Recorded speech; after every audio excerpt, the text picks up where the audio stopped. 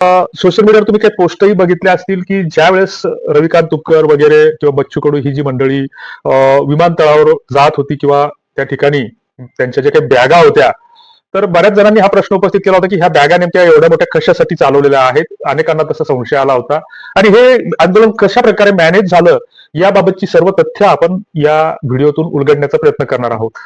मित्रांनो, पहिली गोष्ट, जे आंदोलन झालं तर आपण असं म्हणतो की बा शेतकऱ्यांची कुठलीही जात नसते, शेतकऱ्यांचा कुठलाही धर्म नसतो, शेतकऱ्यांचा कुठलाही पक्ष नसतो. फक्त शेतकऱ्यांची अस्तित्व केवळ आणि केवळ एक वेदना आणि कोरडं आकाश. आणि मग या आकाशाकडे पाहून शेतकऱ्यांच्या भोळेपणाचा फायदा घेत, शेतकऱ्यांच्या अडाणीपणाचा फायदा घेत, शेतकऱ्याची ज्याला आपण असंही म्हणायला हरकत नसावी की शेतकरी कुठेतरी अगतिक बनतो, त्याला लाचार बनवलं जातं या व्यवस्थेकडून. आणि मग ज्यावेळेस तो त्रस्त होतो, कासावीक होतो, तर त्यावेळेस कुणीतरी त्याचे प्रश्न हाताशी घेऊन त्याच्या बाजूने उभा राहतो आणि त्या शेतकरी इतका साधा भोळा असतो की त्याला वाटतं की हाच आपला देव आहे, हाच आपला खरा रक्षणकर्ता आहे. आणि मग शेतकरी ठामपणे त्याच्यावर विश्वास ठेवून त्याच्या पाठीमागे उभं राहण्याचा प्रयत्न करतो.